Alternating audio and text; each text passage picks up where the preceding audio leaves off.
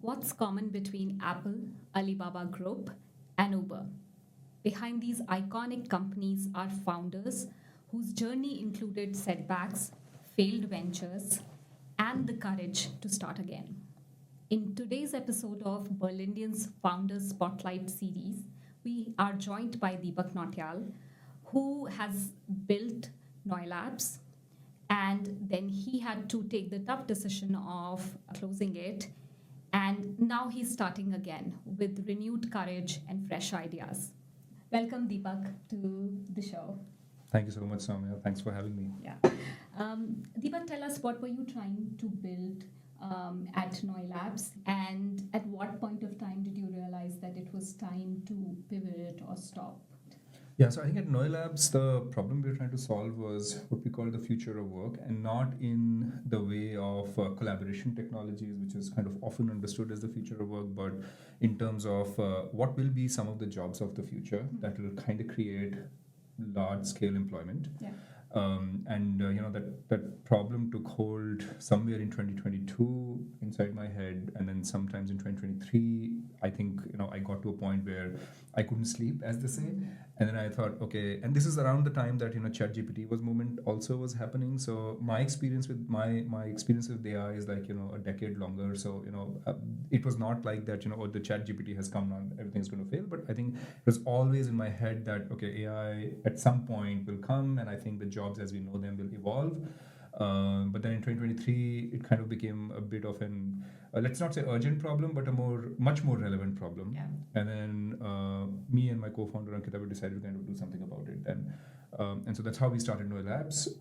The first problem, but again, this is a very large problem, so we always kind of grappled with this, issue of where do you start? Yeah. Because it's a societal level problem at one plane, and at another plane, it's a it's an economic problem, and another plane it's a technological problem. So where do you really start?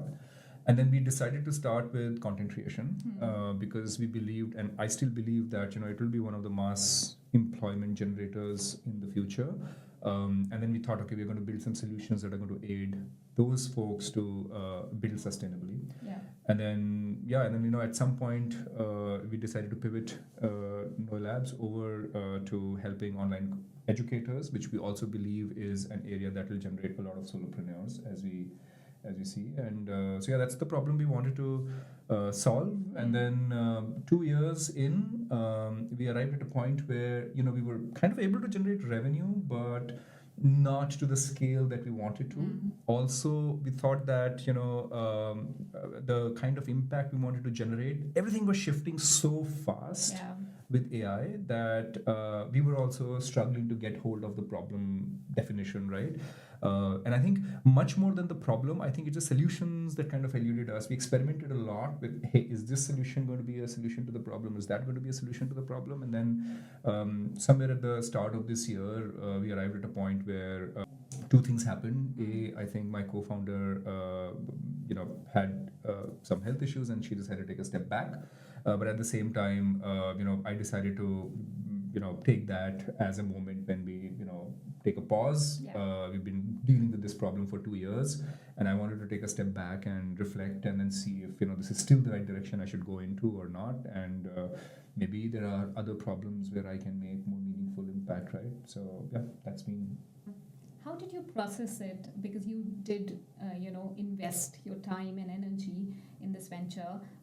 And first step is processing what's happening, and then you also have to take care of other steps that you have to deal with if you're closing a venture. So tell us a little more about the emotional side and the process side of it. Sure. So I think on the emotional side, the first few weeks were definitely tough. I kind of, I thought I lost my way a little bit. I didn't know what to do because, for 2 years, this was everything that I was doing full time, with my co-founder, with a few of us. And so and I still remember that was like, I think the second Monday of January. And then Ankit and I decided, okay, this is it. And then after she left, I was like, okay, what the hell am I going to do, right? Yeah. So the first few weeks I was lost, and I wasn't necessarily very sad, I would say, or angry, but I was definitely lost. I was not sure what the heck should I do. Yeah. I think there's always, a certain element of shame that comes, especially if you're a little bit public person, then, you couldn't make this work. And luckily for me, that didn't last too long, right? And then, because one of the reasons was processes, because the moment we decided to shut down, after a week or so, the immediate question that came to our mind was, okay, what needs to happen next in terms of process, right? And I had no idea. I had done this in the past once where we shut down the company, we were essentially went through an acquisition phase, so that was a different journey, a different country, right, in India. And this was very different. I knew nothing. Then, of course, there are language barriers that happen. So we had a lawyer that helped us through this. We had a lawyer always with the company, so they educated us. And I think the first 2-3 weeks after we shut down was all about learning, okay, if we've decided to now shut this down, what are the exact steps that need to happen? Some of it are still kind of unfolding, right? Like it takes time to kind of officially shut down the company. But I think after that, after 3 weeks or so, when I knew exactly what needs to happen legally, technically, bureaucratically, I had gone past that phase of shame and emotional low. I actually felt a lot more energetic, right? Sometimes you feel like, oh, you don't realize it then, and you realize later that maybe you feel a sense of relief, and you were like, okay, I feel freer at this moment. I can think more clearly because I am not bogged down by the journey I have undertaken and then trying to prove myself in that journey. Absolutely. Sometimes you take a step back and then you feel freer, you feel more energetic, and I think that's what happened with me afterwards. Absolutely.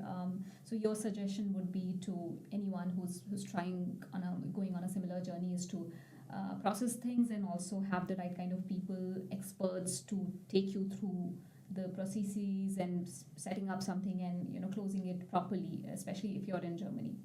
Absolutely. I mean, you definitely need to surround yourself with the right kind of people, and I think they fall in two categories. I would say you need to have a support group, and I think I'm very lucky then to have Berlinians, for example, as a support group here in Berlin, where you have founders, operators, people who've also been in similar boat as I am right now, and then leaning on them. Hey, how did you process this? So that's one kind of people you need to surround yourself with, and the other kind of people are, of course, professionals who will help you take those steps. I think trying to do everything by yourself in this situation could be more stressful, I would say, right? When you're working with a professional, it's going to cost you some money, but then you have a peace of mind. I think that's more valuable. You've been associated with startup ecosystem for long.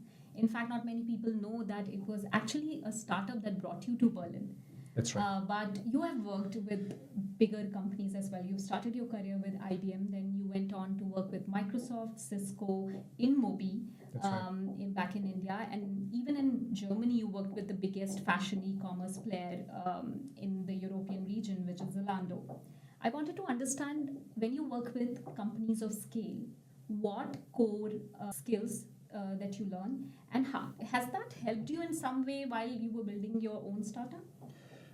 100%, and I think not just companies of scale, but every one of these companies that you named, there's been some or the other learning that has stayed with me long after, right? One of the things you learn with scale is not just innovation, that's always part of the game, but sometimes very simple problems like how should my user log in take a whole different dimension when you're solving it at the scale of a Microsoft or a Cisco, because what we call edge cases just sometimes are so many and so different, right? And versus when you are building your own startup, right? Like, and you're trying to solve for these small features, you think like, oh, okay, building a login for my system is like, I should be able to. So I think scale, one of the things that changes is that the same problem takes a different form, and you learn to tackle that, right? You learn to start looking at the problem as, okay, what's the problem I'm solving and who am I solving for, right? And exactly where am I solving? And that kind of decides how you're going to solve them. But in terms of the learnings that I've had from these companies, I think each one of them has shaped me in some ways. Just to name a few, I think Microsoft, which is where I spent a large part of my career. The biggest thing I learned is tenacity, right? Microsoft does not give up. There are Microsoft haters and lovers, but one of the things that you've got to accept is it never gives up. So I remember Steve Ballmer once having this. I think it was an internal company session where he's like, and everybody knows Steve Mama is this high energy guy, and he comes on stage and says, tenacity, right? And that's really such a fundamental ethos of that company. And it kind of stays with me that you don't give up on a problem that easily. So even now I know that I've shut down NoiLabs, but it's not been the lack of effort, I think, right? We've tried from different angles. But you also learn, for example, from InMobi entrepreneurship, right? So, okay, what needs to happen for you to solve a certain problem? What's the right method? Speed versus quality, where is the right balance? Surrounding yourself with the right people. Culture matters so much, right? And if you go to Zalando, for example, one of the things I learned with Zalando is just, again, people are so important. Having the exactly right set of people around you just makes your journey so much more easier. And I know, in large companies there are always processes, so that's one thing that you just learn how to navigate. I think you learn, and with me, luckily, every one of these companies have been part of startup teams, right? So teams that were solving a lot of 0 to 1 or 1 to 10 kind of problems. So you also learn how to do that in a larger corporate structure. You can still innovate, but maybe that takes a different muscle than when you're, let's say, innovating as a startup, a classic 0 to 1 story. Now that you're starting again, Deepak, do you think that your outlook towards evaluating ideas or opportunities changed? And what does a product market fit mean to you today? Okay, so it's a loaded question with a few questions in between. I think, first of all, let me clarify that I am still figuring it out. I think that's my official status. I'm still figuring it out. What I'm doing, though, right now is I'm experimenting a lot more heavily than what I did with NoiLabs. And that's not because, we didn't experiment as much with NoiLabs, I think, but we experimented within a boundary, right? Because we decided to start with a certain mission, and then sometimes when you're in the startup, not doing something that aligns with the mission feels wrong. At this moment, I feel freer that I'm experimenting with anything that kind of feels like excites me, and it could be one of the experiments could be completely like north, and the other experiment could be completely south. And I know this cannot go on forever, but at least that's the stage I'm in. In terms of, I think what has changed between then and now for me is definitely the speed, right? And again, a lot of people think, startup is supposed to execute faster. Yes, but now I'm kind of all by myself at the moment. The pace I can go with is entirely decided by me. I don't have any baggages at the moment that I carry. So and the other thing I realize is that the pace has also altered. And this is the learning I've had from NoiLabs, right? So because when I was building NoiLabs, I was leaning a lot more on my previous experience, which was, let's say, pre-Gen AI phase.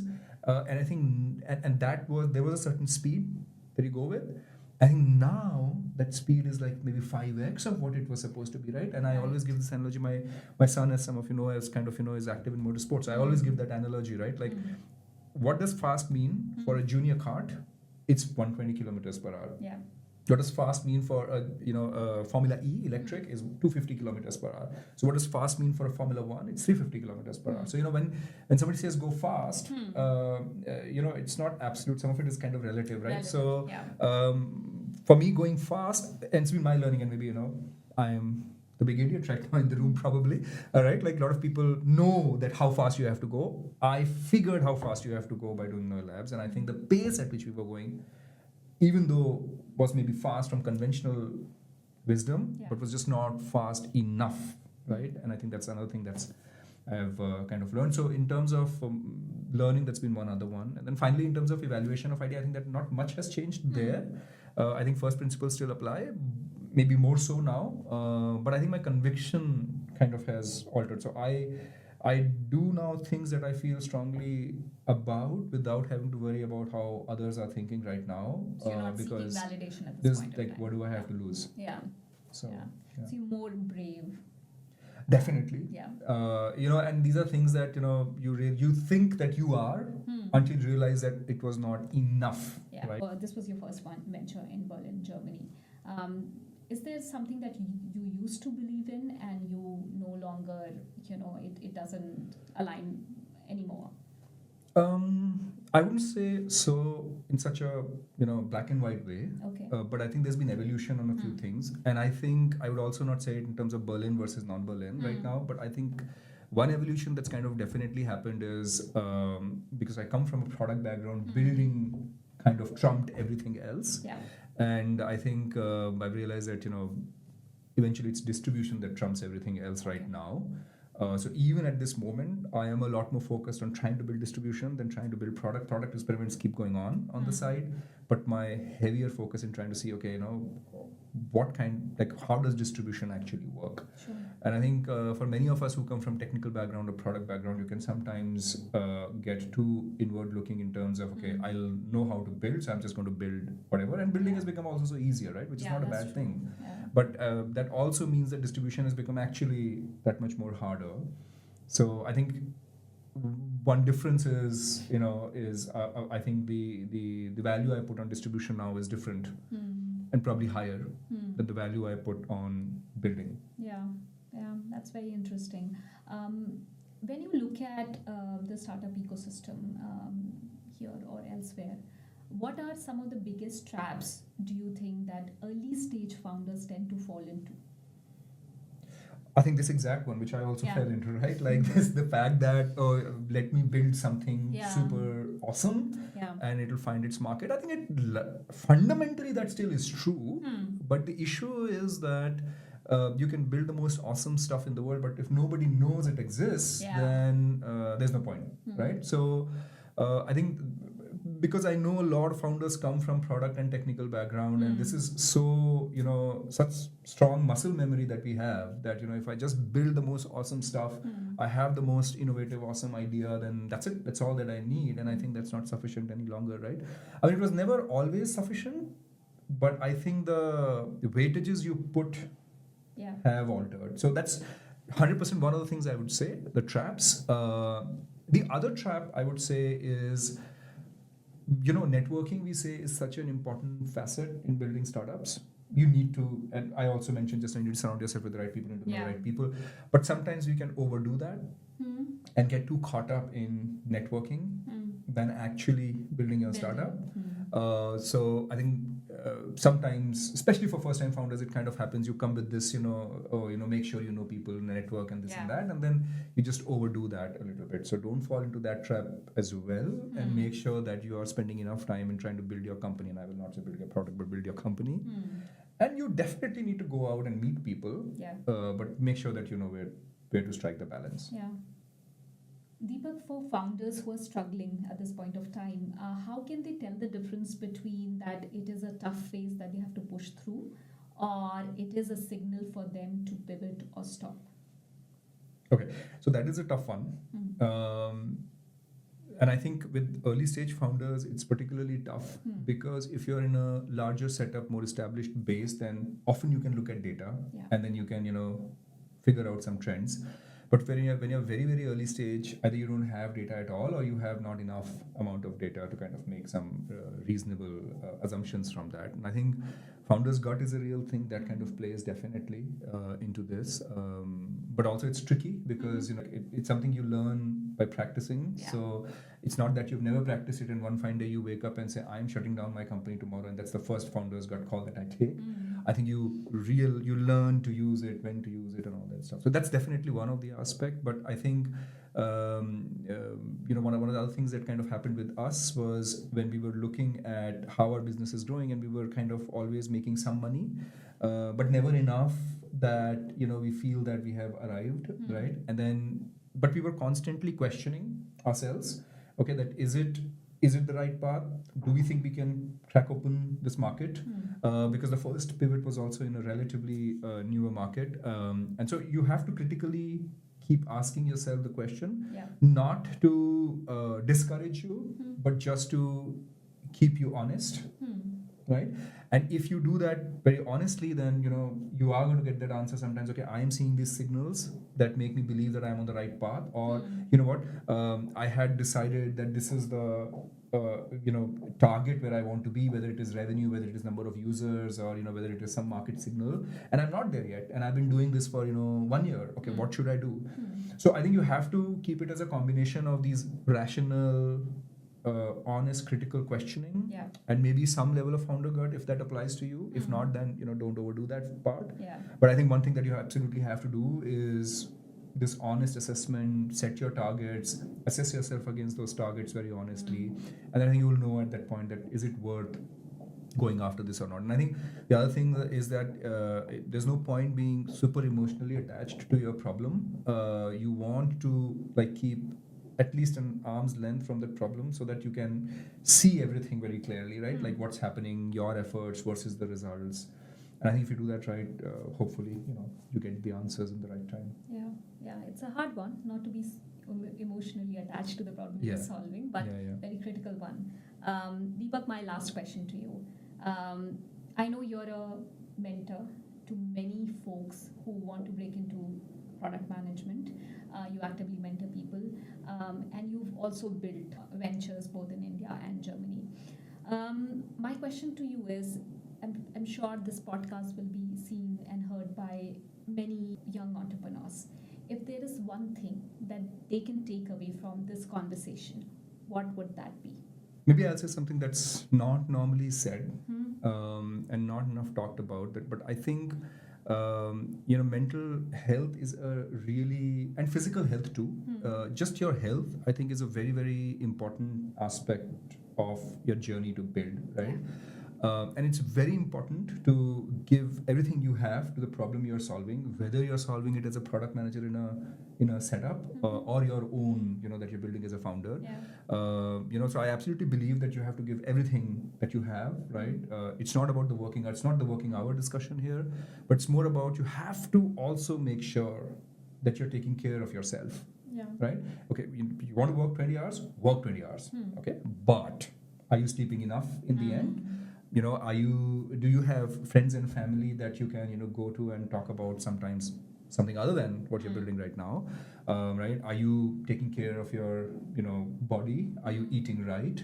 Right? I think it's so important. And, like for example, in our case as well, I've not spoken too much about this, but one of the factors for us to decide to shut this down was my co-founder was also struggling with health, and this has been going on for quite a few months before we decided to shut down. So on top of the fact that we were struggling with motivation, on top of the fact that we were trying to figure out where the big revenue is going to come and all the pivots that we were chasing, I think when my co-founder came back and said that and so during all that struggle, one of the things that kept coming up is that the doctors kept telling her, oh, you need to reduce stress, and her question to me was, I don't know where the stress is, and and I kind of resonated a little bit because exactly 7-8 months prior to that, I had my own bouts of anxiety where I couldn't sleep, right? For a few days actually at a stretch. And I always thought that I could take any amount of stretch. Okay, this is all part of life. Okay, at some point this is going to pass, and it was very difficult. So for me, what helped was actually involving myself with my son and his sporting career at the moment, and it has been such a breath of fresh air because when I'm with him on the racing tracks, for those 2 days, 3 days, there is absolutely no other thought I have but for what's happening on the track. I think it's so important, right? And so when a co-founder came back and said, earlier this year that I think I want to focus on my health and, I want to take a step back. At that moment, I decided I'm going to shut down NoiLabs and take a step back myself and then see what I want to do. And just to kind of drop another anecdote, I was talking to a friend of mine and I spoke to him whether, we should reference this. He's been running a startup for 12 years. Back in India, and I was talking to him literally earlier this week, and he told me his struggles with health to the extent that he couldn't see clearly.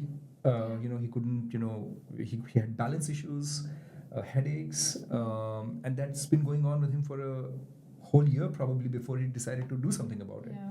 And since then, it's taken him a whole year to try and come back to 75-80% of his health, and more power to him. But I think this is very, very important that you make sure that you're aware of your own health and don't push it to the point of no return, right? And and go build, give it everything you have except for your own health, right? I think that's very important. So I hope that if there is one message people take away from here, it is this.